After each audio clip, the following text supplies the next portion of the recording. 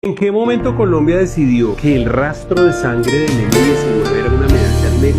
Nuestro país tiene una deuda pendiente con su propia memoria. El M-19 no fue una guerrilla de idealistas frustrados, una organización terrorista cuyo rastro de sangre el país todavía carga. Aparecieron en los años 70 alegando un presunto fraude electoral, pero su método siempre fue el mismo: secuestro, extorsión y violencia contra la gente que trabajaba y producía. Fueron los primeros en convertir el secuestro político en un negocio. El asesinato del sindicalista José Raquel Mercado, el plagio de empresarios y diplomáticos, la toma de la embajada dominicana, todo eso lo envolvían en una retórica revolucionaria, pero la financiaban con el dolor de la gente. El 6 de noviembre del 85 mostraron sin embargo su cara más cruda. Se tomaron el Palacio de Justicia, patrocinados por el cartel de Medellín. Millones de dólares que Pablo Escobar puso para quemar sus expedientes de extradición.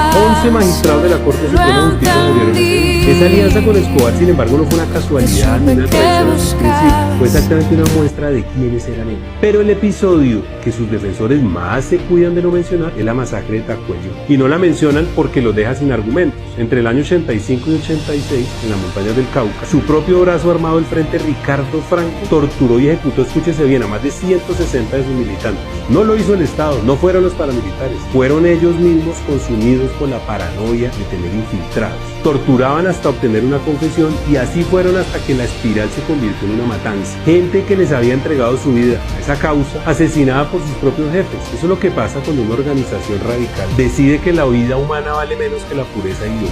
Se desmovilizaron en los años 90 y pasaron del fusil a la burocracia a vivir de todos nosotros. Construyeron durante décadas una narrativa de mártires perseguidos que caló en una generación que no vivió los horrores. El resultado más costoso lo estamos viendo hoy en día. Gustavo Petro gobierna Colombia, sus militantes. No llegó al poder a pesar de ese pasado, llegó porque lograron que ese pasado pareciera heroico. Las víctimas del Palacio de Justicia y los fusilados en Tacuello por sus propios camaradas, por eso no aparecen en los discursos de Petro. Son el dato que no le encaja. Por eso la memoria es la única vacuna que tenemos para no permitir que esto se repita. Díganme acá abajo ustedes.